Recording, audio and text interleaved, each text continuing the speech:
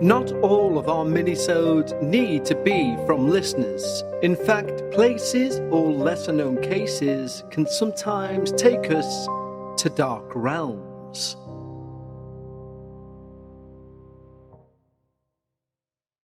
Hello everyone, and welcome back to another installment of Dark Realms. This is where we take a look at one of your suggestions for a place that's known to be haunted, or at least exceptionally creepy. And this time round, the place is Chingle Hall, near Preston in the UK. And this was suggested by our wonderful listener, Jennifer. So, let's jump right in to this edition of Dark Realms. As usual, if you're listening to this on audio, the podcast, you can head over to YouTube and search for The Dark Paranormal there, and you'll find the video for this podcast, which will feature some photographs and other little bits which might help with what we're going to talk about. And vice versa, if you're watching this on YouTube, there's also the podcast, The Dark Paranormal, which features full-length and rather terrifying at times experiences sent in by our wonderful listeners. But right now, we're going to talk about Chingle Hall, a place that has been called the most haunted house in Britain, and arguably with good reason. Chingle Hall started as a medieval manor near Preston in the UK. But it wasn't always called Chingle Hall. It was built in 1260 and named Singleton Hall after a knight named Adam de Singleton, when he built this moated small manor. Now, the de Singleton family owned the hall for centuries, even renaming it Chingle Hall and remaining in possession until the death of the last heir. And that heir was Eleanor de Singleton in 1585. Now, during the turbulent Reformation era, the staunchly Catholic de Singletons secretly used Chingle Hall as a refuge for worship. They would hide priests behind walls or in hidden locations like their chimney. Remember, this was at a time when saying the Catholic Mass was literally illegal. Fittingly, it's also allegedly the birthplace of an actual saint. In 1620, when a Catholic priest eventually turned martyr, Father John Wall was born. It's said that his severed head was hidden within the walls after his execution for heresy in 1679. Although that is debated, with another account stating his severed head was sent back to France, a place where he studied to become a priest and took his vows. He was beatified in 1920 and eventually canonized as a saint in 1970 by Pope Paul VI. Though the severed head claim can be debated, the hall's history as a sanctuary in times of religious persecution cannot. Over the centuries, Chingle Hall passed through many hands. The Wall family inherited it via marriage back in the late 16th century, and later it was a farmhouse under the Farringtons and Longtons. By the mid-20th century, the Howarth family occupied the aging manor. Owner Margaret Howarth adored the house, and in the 1970s began offering guided tours, proudly showing off its ancient priest holes and recounting ghostly legends to visitors. After her death, sadly, the house sat empty and was badly vandalised until two new owners, John and Sandra Coppleston Bruce, purchased and restored the property back in 1986. And Chingle Hall's ghostly reputation grew, and by the early 1990s, it was being touted as the most haunted house in England. In 1994, a Canadian professor, along with his wife, bought the hall with plans to turn it into a major tourist attraction. But things didn't go as planned, as the couple sued the previous owner, claiming they'd been misled about the extent of the hauntings. In court hearings, it was discovered that some ghost stories may have been exaggerated by prior residents to draw in tourists. The business proved unprofitable, losing £30,000 a year, and the venture eventually collapsed. Now, since the mid-90s, Chingle Hall has been closed to the public and remains a private residence under owners who are indifferent to its spooky fame. But that doesn't stop the legends. the whispers of its bloody history and restless spirits. They continue to tantalize ghost hunters, folklorists, and people like you and I. And we're going to start looking at those spirits right now. Firstly, the tragic Lady Eleanor de Singleton. She is one of Chinglehall's most harrowing legends, and the story of Eleanor is one of a tormented spirit that's said to linger in the room where she met her tragic end. Orphaned as a little girl, young Eleanor became heir to Chinglehall at just 6 years old in the late 1500s. Records show she was placed under the care of 2 unscrupulous uncles, and it's here that dark folklore shrouds her fate. According to local legend, the wicked uncles imprisoned Eleanor in an upstairs chamber for years, and she was subject to repeated abuse, resulting in multiple pregnancies. The infants born to her were tragically disposed of, one after the other. It said 4 babies were born alive only to be murdered by the uncles. Several others were stillborn, and the final pregnancy proved fatal. In 1585, when she was 18, Eleanor died giving birth to a deformed child, a baby born with hydrocephalus, an enlarged skull. Some versions of the tale even suggest the uncles may have killed Eleanor afterwards to hide their crimes. This tale of long torture, incest, and infanticide is amongst the gruesome that we will ever cover on this show, and many believe the imprint of Eleanor's suffering still permeates the very room where these atrocities occurred, and you can imagine why. Visitors have long reported an oppressive atmosphere of sadness in Eleanor's room. Many entering this chamber unexpectedly burst into tears, or feel crushing despair without any explanation. Investigators describe an emotional energy almost palpable in the air. It's as if the walls themselves have remembered her trauma. One overnight guest recalled a chilling episode during a seance in the hall. I had floods of tears rolling down my face.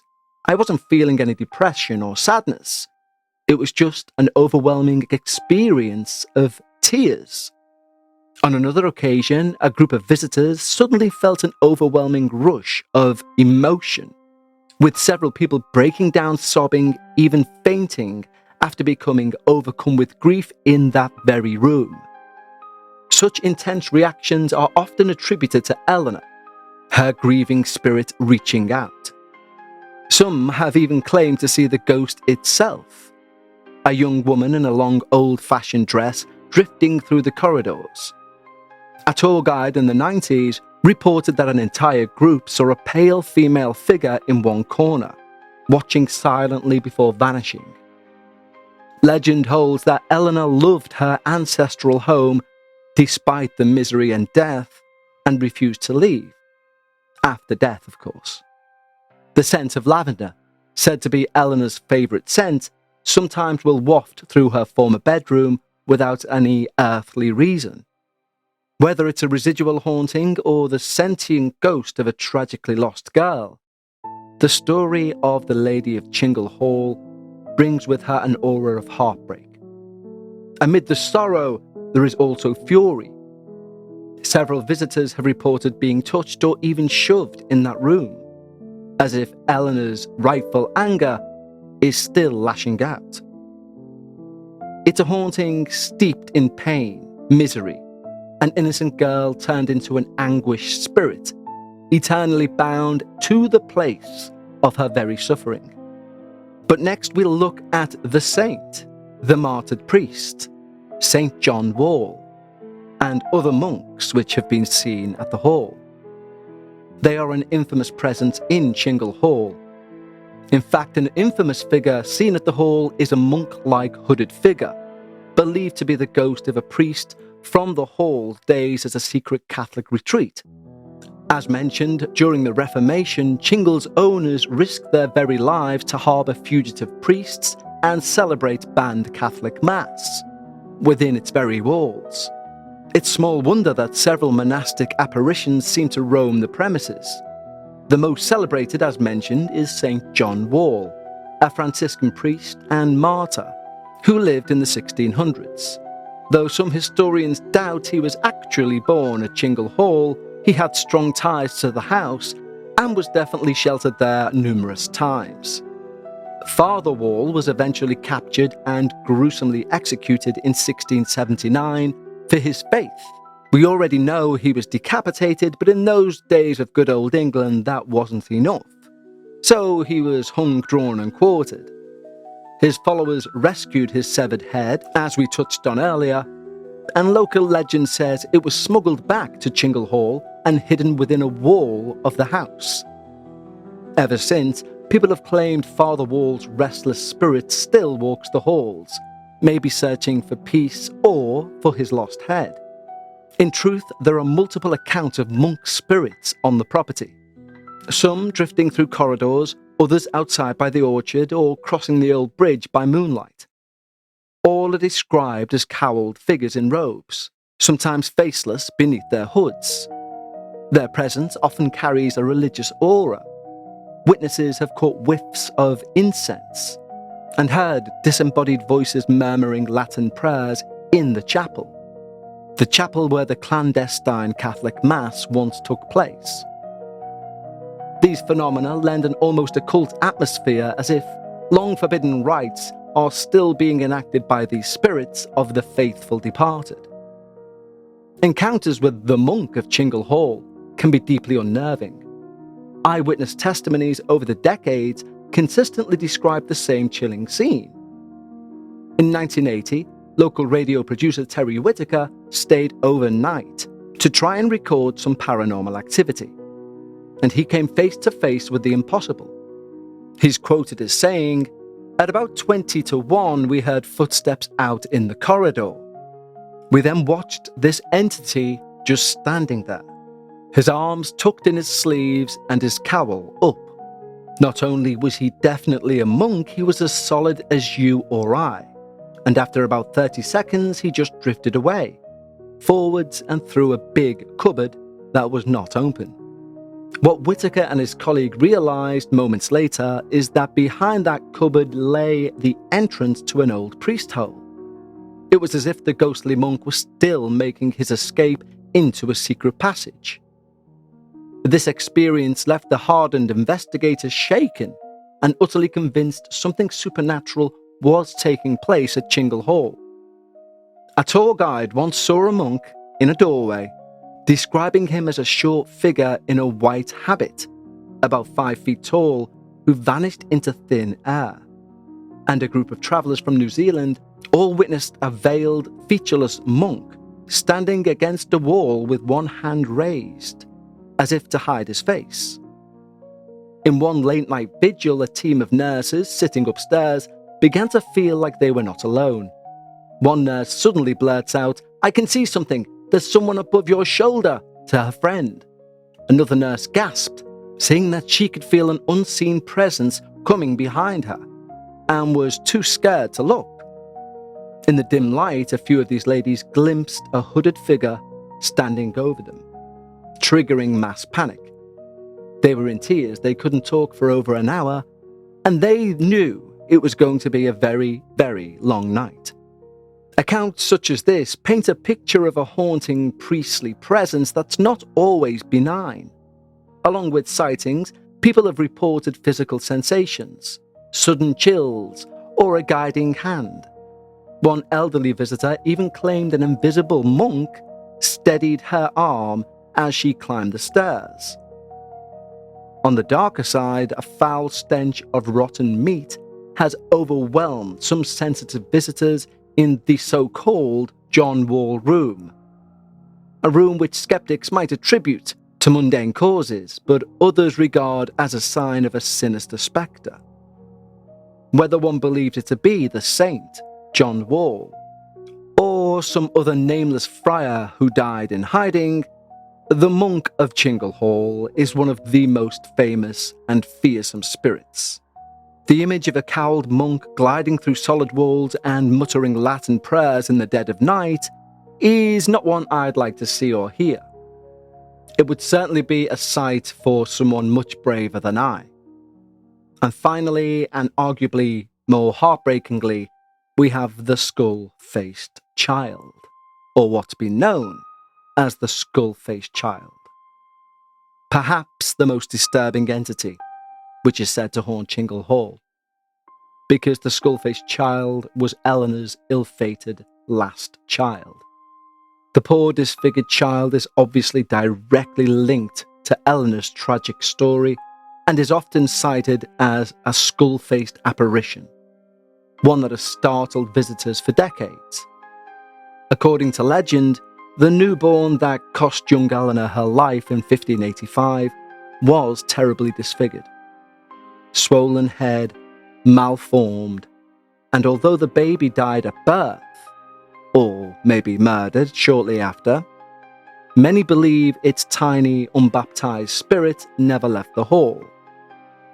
Disturbing tales grew over the years of a ghostly child making itself known in unsettling ways. The cries of a baby have been heard throughout the hall, going through the empty rooms at night and even captured on tape by paranormal researchers when no child was around. Visitors will occasionally report the faint sound of an infant's wail or giggle coming from the darkness, only to find no source. There are also several accounts of small, wet footprints, inexplicably appearing on the floors, as if some young toddler had wandered through a puddle or that moat and then into the house. But the most infamous manifestation is the ghastly face in the window. A partially transparent visage with huge, hollow eyes and a grotesque skull-like grin that's been spotted peering from an upper bedroom window.